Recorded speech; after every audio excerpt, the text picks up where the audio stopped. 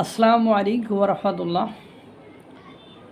বাংলাদেশের কোর্টে আওয়ামী লীগ এবং আওয়ামী লীগ সমর্থিত ব্যক্তিবর্গরা আমার মনে হয় না এই সরকারের আমলে জামিন আবেদন সে টাকা খরচ করার কোনো মানে আছে। কেন কথা বললাম?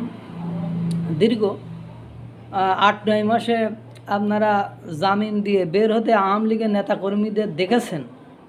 এরকম নজির খুব রেয়ার। ২-৩ জন এমপি ছাড়া আর সকলেই কিন্তু আটক অবস্থায় আছে। এর মধ্যে নতুন আবার আদালতের সিস্টেম হয়েছে, নতুন আবার জেল গেটের সিস্টেম হয়েছে, নতুন আবার কারাগারের পদ্ধতি চালু হয়েছে। গতকালকে আওয়ামী লীগের এক নেতার জামিন দিয়েছে।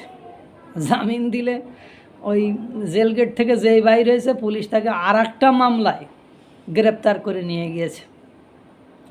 মানে মকারি, তামাশা, ঠাট্টা, ফাজলামি এগুলো ছাড়া আর কিছুই নাই। মাঝে একদিন শুনলাম, এক মিডিয়াতে দেখলাম যে তার 5টা জামিন হয়েছে, 5টা কেসে জামিন হয়েছে এক সাংবাদিকের।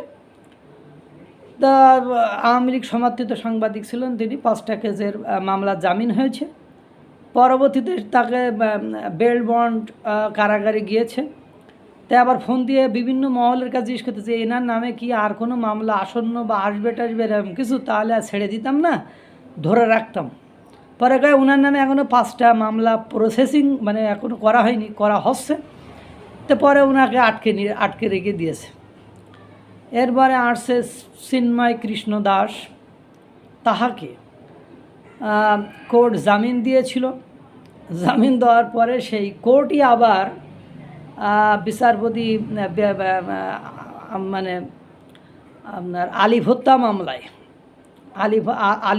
মামলায় তাকে আবার গ্রেপ্তার করতে বলেছে।